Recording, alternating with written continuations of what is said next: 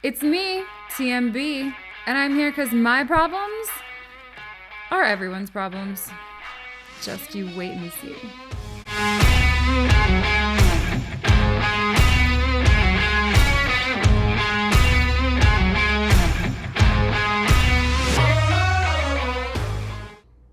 So the 4th of July is my favorite holiday. It's the holiday that I was actually supposed to be born on, but I decided to take my sweet time in typical TMB fashion and be late. That's why I'm still perpetually late. I'm just always kind of making up for that late start. And my tradition that I do every year, after growing up with parents who really instilled such a deep sense of patriotism in my siblings and I mean, fireworks are still my favorite thing in the whole world. I think they're magic, and I look forward to celebrating the Stars and the Stripes every single year with all my heart. So I'm gonna cry. One of my traditions is to read President Ronald Reagan's 1986 July speech. It was supposed to be the day I was born, and I don't think there has been a 4th of July speech made by a president since that so beautifully sums up what it is to be an American celebrating Independence Day. So I'm going to read it for you. My fellow Americans, in a few moments the celebration will begin here in New York Harbor. It's going to be quite a show.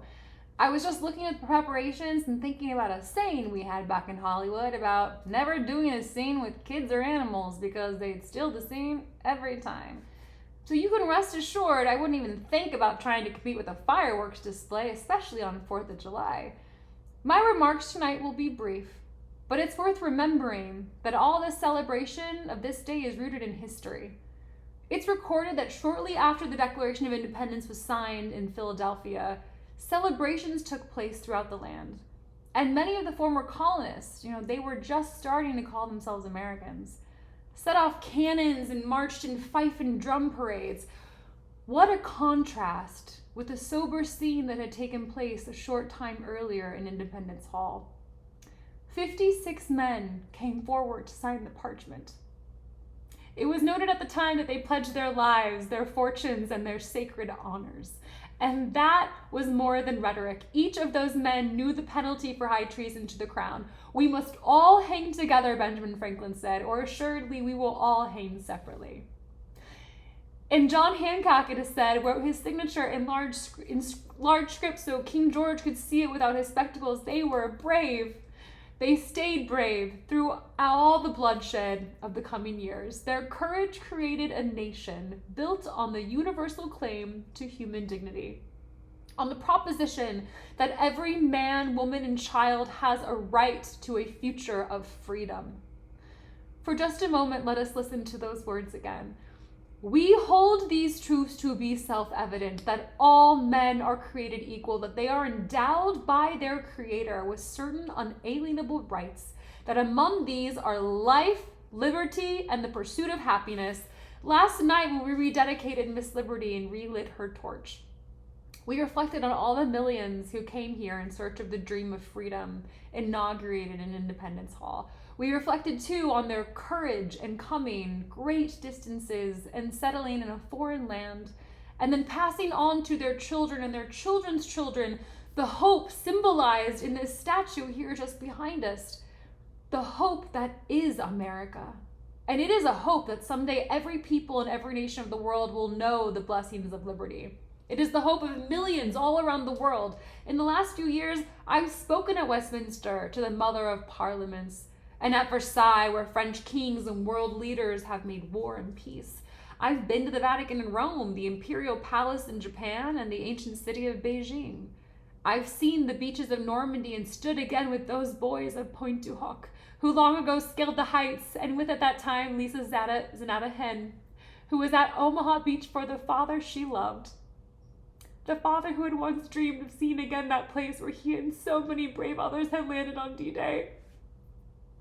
But he had died before he could make the trip, and so she made it for him. And Dad, she had said, I'll always be proud. And I've seen the successors of these brave men, The young Americans in uniform all over the world, the young Americans like you here tonight who manned the mighty USS Kennedy and the Iowa and the other ships of the line, I can assure you, you out there who are listening, that these young are just like their fathers and grandfathers, just as willing and just as brave, and we can be just as proud. But our prayer tonight is that the call for their courage will never come, and that it's important for us too to be brave. Not so much bravery of the battlefield, but I mean bravery of brotherhood. All through our history, our presidents and leaders have spoken of national unity and warned us that the real obstacle to moving forward the boundaries of freedom, the only permanent danger to the hope that is America, comes from within. It's easy enough to dismiss this as a kind of familiar exhortation, yet the truth is that even two of our greatest founding fathers, John Adams and Thomas Jefferson, once learned this lesson late in life. They worked so closely together in Philadelphia for independence, but once that was gained and a government was formed, something called partisan politics began to get in the way. After a bitter and divisive campaign, Jefferson defeated Adams for presidency in 1800, and the night before Jefferson's inauguration, Adams slipped away to Boston, disappointed, brokenhearted, and bitter. For years, their estrangement lasted, but when both of them had retired, Jefferson at 68 to Monticello and Adams at 76 to Quincy, they began through their letters to speak again to each other. Letters that discussed almost every conceivable subject. Gardening, horseback riding, even sneezing as a cure for hiccups. But other subjects as well, the loss of loved ones, the mystery of grief and sorrow, the importance of religion, and of course, the last thoughts, the final hopes of two old men, two great patriarchs, for the country that they had helped to found and loved so deeply. It carries me back, Jefferson wrote about correspondence with his co-signer of the Declaration of Independence, to times when, beset with difficulties and dangers, we were fellow laborers in the same cause, struggling for what is most valuable to man, his right to self-government, laboring always at the same oar with some wave ever ahead threatening to overwhelm us and yet passing harmless. We rode through the storm with heart in hand. It was their last gift to us, this lesson in brotherhood, in tolerance for each other, this insight into America's strength as a nation. And when both died on the same day within hours of each other. That day was July 4th, 50 years exactly after that first gift given to us, the Declaration of Independence. My fellow Americans, it falls to us to keep faith with them and all the great Americans of our past. Believe me, if there's one impression I carry with me after the privilege of holding office for 5.5 years, the office held by Adams and Jefferson and Lincoln, it is this: that the things that unite us, America's past, of which we are so proud, of our hopes and aspirations for the future of the world and this much-loved country, these things far outweigh what divides us. And so tonight we reaffirm that Jew and Gentile, that we are one nation under God, that black and white, that we are one nation indivisible, and that Republican and Democrat, we are all Americans. Tonight, with heart in hand, throughout whatever trial and travail, we pledge ourselves to each other and to the cause of human freedom, that cause that has given light to this land and hope to this world. My fellow Americans, we're known around the world as a confident and happy people, and tonight there's much to celebrate and many blessings to be grateful for.